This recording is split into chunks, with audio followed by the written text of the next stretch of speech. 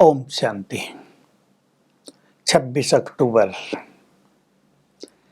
आज बाबा हम सबको फिर से नशा चढ़ा रहे हैं। बच्चे,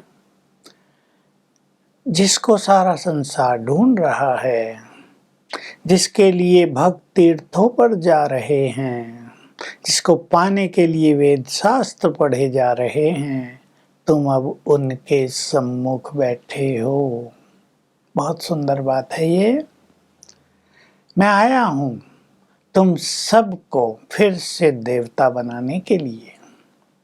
सबसे बड़ा hero part in Lakshmi Narayan का है।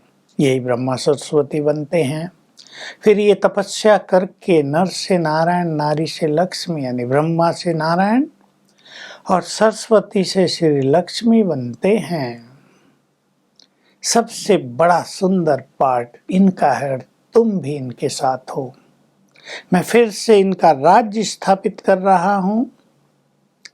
तुम भी उस विश्व के मालिक बनोगे। क्यों?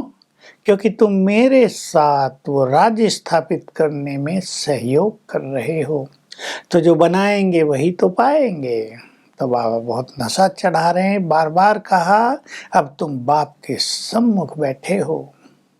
इस ब्रह्मा को भी नशा रहता है, मैं ये देह छोड़कर नारायण बनूंगा। बहुत खुशी में रहते हैं। तुम बच्चों को भी ऐसे अपार खुशी में रहना चाहिए। तुम वेद शास्त्र पढ़ते रहे, उनसे तो तुम्हें कुछ मिला नहीं, पता ही नहीं चला मैं कौन हूं। अब मैं कहता हूं ये सब पढ़ना छोड़ दो। मैं तुम्हें ज्ञान का सार सुना रहा हूं। मैं ज्ञान का सागर हूं। तुम तीर्थों पर भटकते रहे, यात्राएं करते रहे।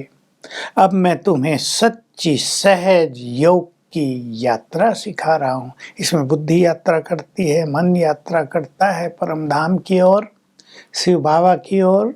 तो तुम्हें अभी कहीं भटकने की जरूरत नहीं है। मैं तुम्हारे सम्मुख हूँ। मैं इस भारत को फूलों का बगीचा बनाने आ गया हूँ। ये कांटों का जंगल बन गया है।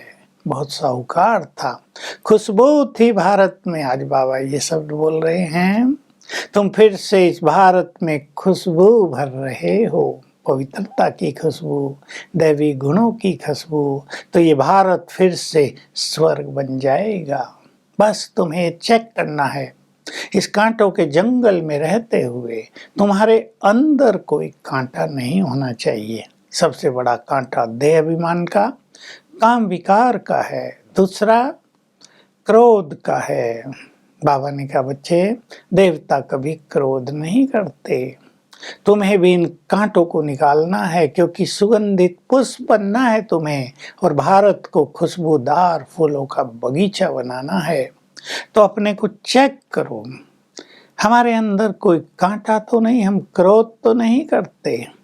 और इसके लिए सभी को बहुत अच्छा अभ्यास करते रहना है। तुम भक्ति में बहुत दान पुण्य करते रहे मेरे नाम पर। अब मैं डायरेक्ट तुम्हारे सामने बैठा हूँ, तो मेरे इस कार्यों में अपना सब कुछ लगाओ, तुम्हें बहुत बड़ी प्राप्ति होगी। मैं तुम्हें ये नहीं कहता कि मकान न बनाओ, धन है, मकान बनाओ, आराम से रहो, अपने खाने पीने का भी बहुत अच्छा रख लो। भारत में ही दान पुण्य करने का बहुत रिवाज है। इस कार्य में तुम सहयोगी बनो। अब देखो, तुम दुकान करते हो, दुकान में सौदा देते हो, ये व्यापार करते हो। अब बाप से भी व्यापार करो। बाप के पास तो अविनाशी ज्ञान रत्नों का खजाना है। तुम सबको ये व्यापार करना सिखा दो, ताकि सभी भगवान से व्यापार करके बड़ी से बड़ी प्राप्ति कर सकें। मैं आया हूँ संगम युग पर। अब ये पुरुषोत्तम संगम युग है। मैं कल्प कल्प नहीं आता हूँ।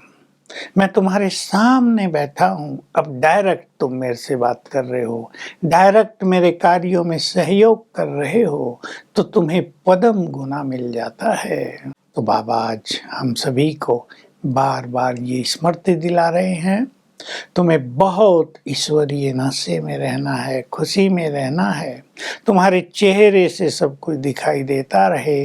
कौन हमें मिला है? ज्ञान का सागर स्वयं हमें ज्ञान दे रहा है, व्यापार सिखा रहा है। तो हमें देखना है हम भगवान के साथ व्यापार करते हैं। कैसा अच्छा व्यापारी, थोड़ा सा लेता है, सब कुछ दे देता है। पुराना ले लेता है, बहुत कुछ नया बनाकर दे देता है। तो तुम्हें अपने अंदर सद्गुणों की खुशबू भी भरते चलना है और अच्छी मेहनत करनी है। बिना मेहनत के तो कुछ मिलेगा नहीं। तुम्हें इन विकारों को जीतने की मेहनत करनी है। कुछ भी कांटा अपने अंदर रह न जाए, नहीं तो चुभता रहेगा, दुख देता रहेगा। तुम्हें अपने कर्मों पर भी बहुत ध्यान देना है। तो क्रोध पर हमें विजयी बनना है। आज विशेष रूप से इस पर चिंतन करेंगे।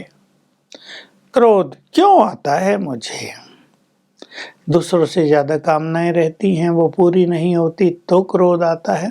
काम क्रोध को जन्म देता है। काम वासना ज्यादा तो नहीं है। इच्छाएं पूर्ण नहीं होती, क्रोध आता है। हमें स्वयं को इन कामनाओं से मुक्त करना है। और एक स्लोगन याद रखेंगे, धैर्यवत होकर इस क्रोध पर विजय प्राप्त करो। ये ड्रामा बना बनाया है। कोई ये नहीं कह सकता ऐसा ड्रामा भगवान ने बनाया ही क्यों। आधा सुख आधा दुख ऐसी बात नहीं है।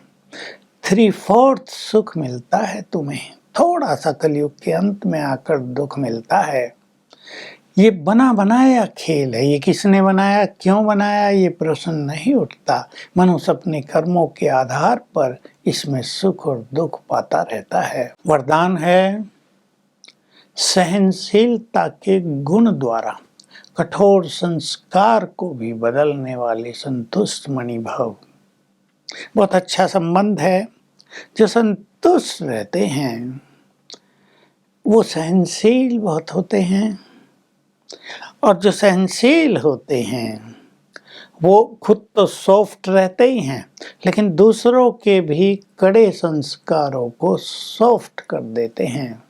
तो अपनी सहनशीलता के द्वारा जो संबंध में रहने वाली आत्माएं हैं, जिनके को कटु संस्कार रहते, कोई बोलने का संस्कार है, गुस्सा करने का संस्कार है, उसको भी वाइब्रेशंस देकर ठीक कर देना है। ये है संतुष्ट मणियों की पहचान। स्लोगन है, जो वाणी द्वारा नहीं बदलते उन्हें शुभ संकल्पों के वाइब्रेशंस द्वारा बदलो। तो आज हम फील करेंगे भगवान के सम्मुख बैठे हैं और अभ्यास होगा सुंदर। मैं मास्टर ज्ञान सूर्य हूँ और ज्ञान सूर्य बाबा सामने है, सम्मुख है, सामने से उसकी किरणें पड़ रही हैं। हर घंटे में एक बार ये सुखद अनुभूति करेंगे। ये योग की बहुत पावरफुल स्थिति है। ओम शांति।